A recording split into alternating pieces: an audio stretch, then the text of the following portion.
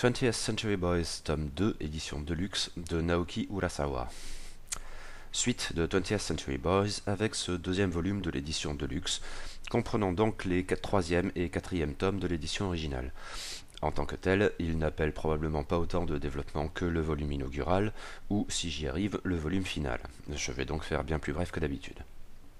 Pour mémoire, tout de même, le premier tome m'avait plutôt parlé, mais je gardais toujours dans un coin de ma tête la menace évoquée par nombre de camarades lecteurs d'une évolution décevante de la série au regard de sa chouette entrée en matière. Urasawa Naoki diluant beaucoup trop son intrigue pour la faire tenir sur les 12 tomes de cette édition, ou 24 autrement. Sans surprise, cette crainte ne m'a pas lâché quand j'ai lu ce deuxième volume, et d'autant plus que je crains de commencer à voir à quoi ce travers pouvait ressembler. En effet, pour le coup, la séparation originelle en 2 tomes est ici particulièrement sensible, et si le tome 3 originel est dans la lignée des 2 premiers, et plutôt enthousiasmant, j'avoue être autrement plus sceptique concernant les développements du tome 4 originel. Mais n'allons pas trop vite, nous reprenons là où nous nous étions arrêtés, avec Kenji, échappé malgré lui de son konbini, sa nièce sur le dos, qui se voit révéler le poteau rose par l'intrigant clochard que l'on appelle Dieu, quoi qu'il en dise lui-même.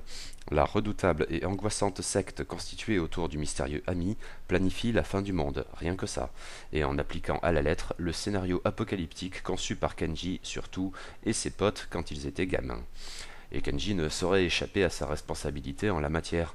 Les choses étant ce qu'elles sont, à l'évidence, lui seul sera en mesure de sauver le monde, et devra donc le faire. Car tout le monde lui colle ce rôle de prophète qui doit décider de l'avenir de tous, et jusqu'à son pire ennemi. Mais il est difficile pour Kenji de trouver des compagnons de route dans cette dangereuse quête. Il a certes autour de lui nombre de ses camarades de jeu d'antan, vieillis désormais, tels qu'on les avait croisés dans le premier volume, ce qui d'ailleurs en faisait une bonne partie de l'intérêt. Mais, en dépit de toutes les découvertes étonnantes qu'ils ont été amenés à accomplir, ensemble ou isolément, ils ne se sentent pas vraiment, et on le comprend, de sonner à leur porte et de leur balancer tout de go qu'ils ont pour mission de sauver le monde. En fait, seule Yukiji, celle qui fut la fille la plus forte du monde, pourrait le comprendre éventuellement. Or, il faut agir. La secte se montre plus meurtrière jour après jour, multipliant de par le monde les attentats prophétisés par Kenji enfant. C'est peut-être là pour le coup que se décale l'intérêt dans ce deuxième volume. Il introduit une tension jusqu'alors plutôt dissimulée au travers de la longue mise en place.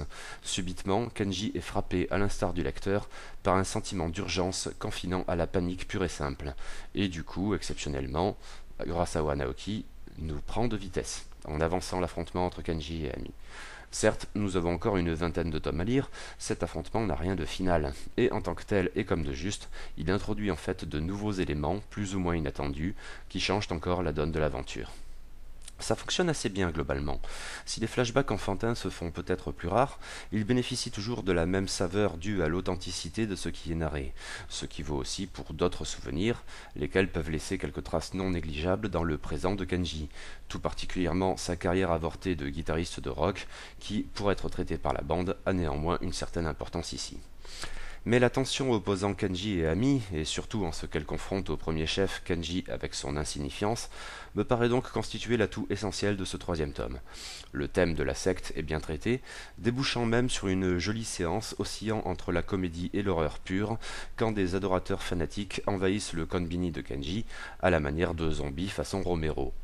Les révélations portant sur Ami fonctionnent plus ou moins bien, la plus réassie étant probablement la scène finale de l'aéroport, quand celle du lien de parenté fait un peu trop presse-bouton à mon goût, mais globalement ça marche.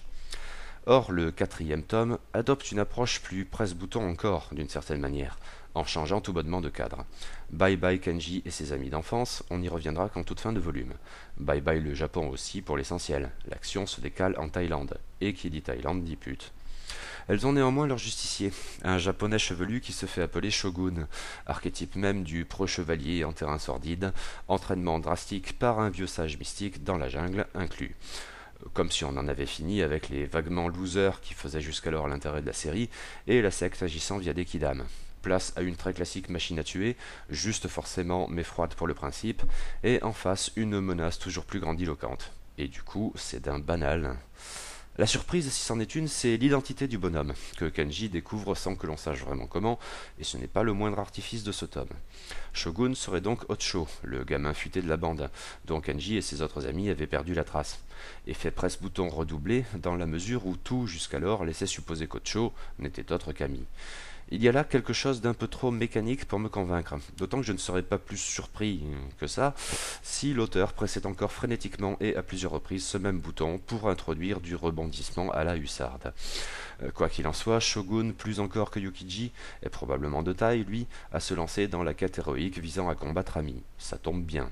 Vaut mieux avoir des gros bras sans doute, parce que la secte dans ses projets destructeurs ne va de toute évidence guère tarder à faire usage de robots géants. Je vous la fais courte à ce propos, histoire de ne pas tout révéler non plus, hein. Je ne crache pas dans la soupe. Même avant que Kenji ne revienne dans l'histoire, ce tome 4 fonctionne, lui aussi, en fin de compte. Mais globalement, il me paraît un peu trop artificiel pour pleinement me convaincre, et ce d'autant plus qu'il est autrement convenu que ce qui précède, au point de ne plus rien regarder ou presque. Et ça, pour le coup, c'est problématique, et ça renforce mes craintes pour la suite. Je vais continuer quand même, hein. Je devrais récupérer sous peu les volumes 3 et 4 de cette édition de luxe, le prochain constituant d'ailleurs, à en croire ce que j'ai parcouru ça et là, la fin d'une sorte de premier acte. Mais la digression Shogun m'amène donc à redouter quelque peu la forme que pourrait prendre un hypothétique deuxième acte. On verra bien.